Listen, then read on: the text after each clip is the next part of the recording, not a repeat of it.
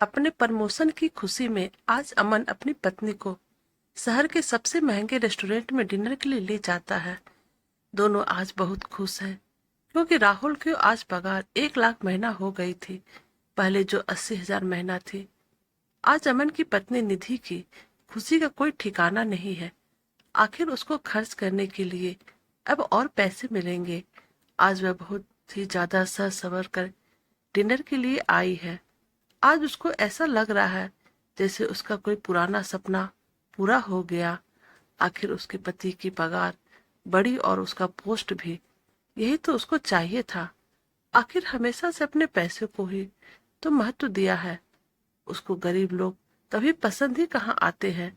उसको तो महंगी चीजें, महंगे रेस्टोरेंट और महंगे गिफ्ट ही पसंद आते हैं।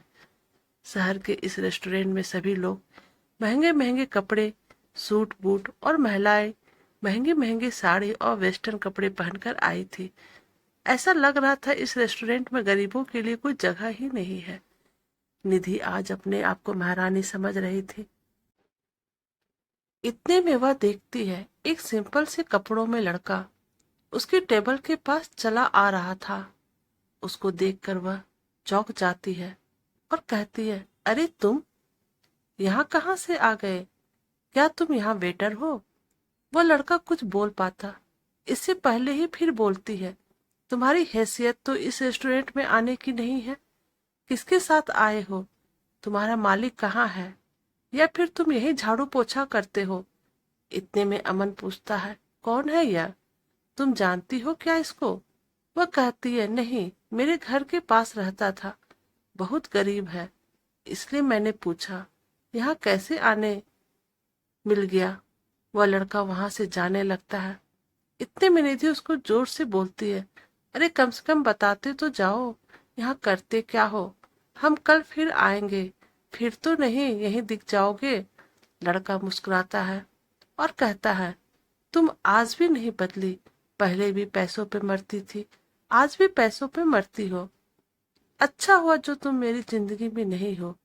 यह लड़का निधि का पहला प्रेमी था, रमेश, जो उससे बहुत प्यार करता था, पर गरीब होने की वजह से निधि ने उसको छोड़ दिया और अमन से शादी कर ली। निधि को यह बात चुप जाती है और वह चिल्लाकर कहती है, तुम क्या जानो पैसों की कीमत? तुमने तो कभी पैसे देखे ही नहीं। तुम तो हमेशा गरीबी में रहे हो और हमेशा गरीबी में रहोगे। जिसके पास पैसा नहीं होता है उसके पास कुछ नहीं रहता। खैर छोड़ो, मैं तुम जैसे भिखारी से पैसे की क्या बात करूं। इस रेस्टोरेंट से तुम जल्दी जाओ, मेरा वक्त बर्बाद मत करो। यह बात सुनकर रमेश बाहर जाने लगता है। इतने में उस रेस्टोरेंट का मैनेजर आकर निधि से कहता है, आप प्लीज इस रेस्टोरेंट से बाहर निकल जाएं। आप यहाँ पे खाना नहीं खा सकते हैं। क्यों नहीं खा सकते हैं खाना? हमारे पास पैसे हैं, फ्री में खाने थोड़े आए हैं। तुम्हारी हिम्मत कैसी हुई यह कहने की? हो कौन तुम? निधि चिल्ला के मैनेजर से बोलती है। होटल मैनेजर निधि से बोलता है, प्लीज हम आपको रिक्वेस्ट कर रहे हैं, आप यहाँ से चले जाइए। अब आप यहाँ खाना नहीं खा सकते। देखते ही देखते कुछ बाउंसर टेबल के पास आ जाते हैं। ऐसा लग रहा था अगर वह निधि फिर चिल्लाती तो दोनों को वह बाउंसर बाहर फेंक देंगे। इतने में रमेश मैनेजर से कहता है, अरे इस सब की कोई जरूरत नहीं है, इनको शांति से खाना खाने दो, उसके बाद इन दोनों से बिल मत लेना। और हाँ, यह ध्यान रहे अगली बार यह दोनों यहाँ न आने पाए। निधि यह देखकर चौंक जाती है। वह मैनेजर रमेश की बात इतनी आसानी से कैसे मान लेता है? वह आश्चर्यचकित होकर मैनेजर से कहती है, कौन है यह आदमी जिसकी बात तुमने इतनी आसानी से मान ली? मैम, आपको नहीं पता यह कौन है? आप जहाँ खाना खा रही हैं उस होटल के मालिक को नहीं जानती है? वह तो शुक्र है कि सर बहुत कम गुस्से वाले हैं, नहीं तो आज आप दोनों को बाहर करवा दिया होता। क्या रमेश होटल का मालिक? हाँ, इस होटल का मालिक। पर कैसे? यह तो बहुत गरीब था। सुना तो मैंने भी है कि सर पहले बहुत गरीब थे, पर उन्होंने अपनी मेहनत और लगन से 4 साल में 300 करोड़ की कंपनी खड़ी की है। उनका यह अकेले का होटल नहीं है, उनके 10 होटल और इस शहर में है। पर सर है बहुत ही सिंपल, न किसी बात की अकड़, न किसी बात का घमंड। सुना है सर को किसी लड़की से बेहिंता प्यार हुआ था और वह लड़की सर को सिर्फ इसलिए छोड़कर चली कि उनके पास पैसे नहीं थे। इसी वजह से दिन रात मेहनत करके सर ने यह कंपनी खड़ी की है। आज सर के पास सब कुछ है। यह बात सुनकर वह मन ही मन सोचने लगी, जिस आदमी को मैंने पैसों के लिए छोड़ा, आज वह आदमी किसी राजा से कम नहीं है। आज उसके पास सब कुछ है और मैं 1 लाख की पगार में खुशी मना रही हूँ।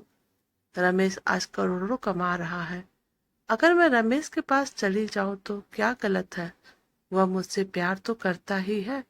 मेरा तो हर सपना पूरा हो जाएगा। हीरे के गहने पहनूंगी और बड़ी बड़ी कारों में घूमेंगे। शाम के समय वह बिना कुछ सोचे समझे रमेश के पास जाती है और अपनी गलती की माफी मांगती कहती है, मुझसे बहुत बड़ी गलती हो गई। मैंने तुम्हारे प्यार को नहीं समझा। आज मुझे एहसास हुआ है कि मैं तुमसे कितना प्यार करती हूँ और तुम्हारा प्यार कितना सच्चा है। मैं अपने पति के साथ बिल्कुल खुश नहीं हूँ। अगर तुम मुझे अपना लोगे तो मैं आपसे अपने पति को तलाक दे दूंगी और तुम्हारी हो जाऊंगी हमेशा हमेशा के लिए। रमेश यह बात सुनकर निधि को जोर से खींचकर एक थप्पड़ मारता है और कहता है, अरे बेवफा, पैसे की भूखी औरत, कम से कम जिंदगी में किसी एक के साथ तो वफा कर।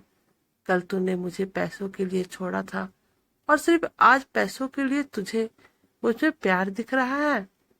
जब मैं सिंपल कपड़े पहन तेरे सामने आया तो तूने फिर मेरा मजाक उड़ाया।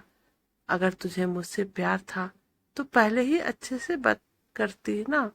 मुझे तो बेटर समझकर गाली दी तूने।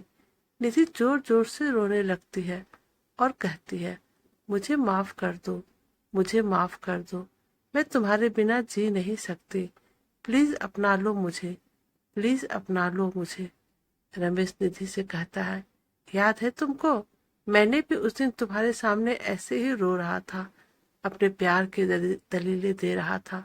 मुझे इस बात का दुख कम है कि तुम मेरी नहीं हो पाई और इस बात का दुख ज्यादा है कि तुम सिर्फ पैसों की भूखी हो। मैंने ऐसी बेवफा लड़की से आज प्यार किया है जिसकी सोच इतनी गंदी है। भगवान का शुक्र है उस वक्त मेरे पास पैसे नहीं थे, नहीं तो तुम्हारा यह घिनौना रूप मैं कभी नहीं देख पाता। अब मेरे घर से निकल जाओ, नहीं तो मैं धक्का मार कर बाहर निकलवा दूंगा और तुम्हारे पति को तुम्हारी सारी सच्चाई बता दूंगा। यह सुनकर निधि रोकर वहां से चली जाती है और दोबारा कभी मुड़कर नहीं देखती है। तो दोस्तों, आपको हमारी कहानी कैसी लगी? प्लीज आप हमारे चैनल को लाइक और सब्सक्राइब कर दीजिएगा। Thank you.